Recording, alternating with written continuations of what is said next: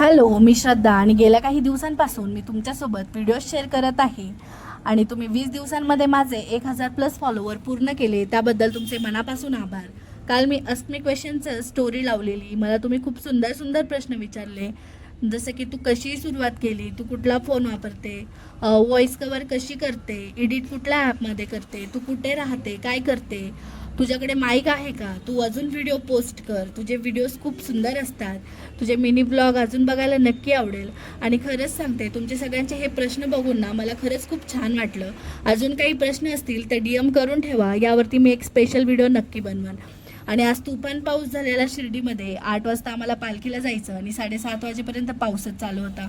घरी गेलो, पटकन आवरला आणि पालखीला आलो. पालखीला आल्यानंतर बाबांचं दर्शन घेतलं आणि पालखीची सुरुवात झाली. पालखीची सुरुवात लेझिम पथकपासून झाली आणि हे जे जांभळ्या शर्टवाले आहेत ते कदम सर आणि इकडे आहेत ताई. यांनीच आमच्या आयुष्यामध्ये नृत्याची आवड निर्माण केली.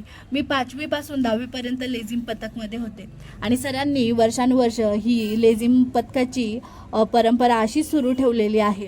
अगदी माझ्या आत्यांच्या मुली, माझी बहीण आणि मी सुद्धा याच्यामध्ये होते. आम्ही असताना खूप मुले असायची. प्रत्येक सणाला एक वेगळा आमचा इथे डान्स असायचा आणि खरंच खूप छान वाटायचं. सरांनी आम्हाला बाबांची सेवा करण्याची खूप मोठी संधी दिलेली होती. सर खूप स्ट्रिक्ट पण अगदी प्रेमळ मनाचे आहेत. आणि त्यानंतर इकडे झांज पथक पण आहे आणि प्रत्येक गुरुवारी इकडे बाबांची पालखी निघत असती. त्यामध्ये झांज पथक आणि लेझिम पथक हे असतातच आणि ही परंपरा अशीच सुरू राहणार आहे. त्यानंतर इकडे बाबांची पालखीसुद्धा आली. पालखीचे दर्शन घेतलं आणि लगेचच आरती चालू झाली. बाबांची आरती सुरू होती. खूप सुंदर आणि प्रसन्न वाटत होतं आणि आम्ही भरपूर वेळ इकडे बसून होतो. त्यानंतर पालखीची समाप्ती झाली. इकडे आम्हाला बाबांच्या पालखीवरची खूप सुंदर फुले भेटली आणि यानंतर आम्ही घरी निघालो कारण मला फार भूक लागलेली होती.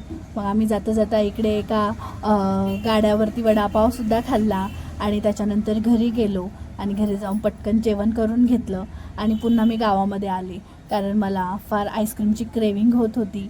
मग काय, गावात आलो, इकडे थोडासा टाईमपास केला, आईस्क्रीम घेतली आणि घरी निघालो. तर असा होता माझा आजचा दिवस आणि तुम्हाला कसा वाटला नक्की सांगा. Thank you for watching. Om Sai.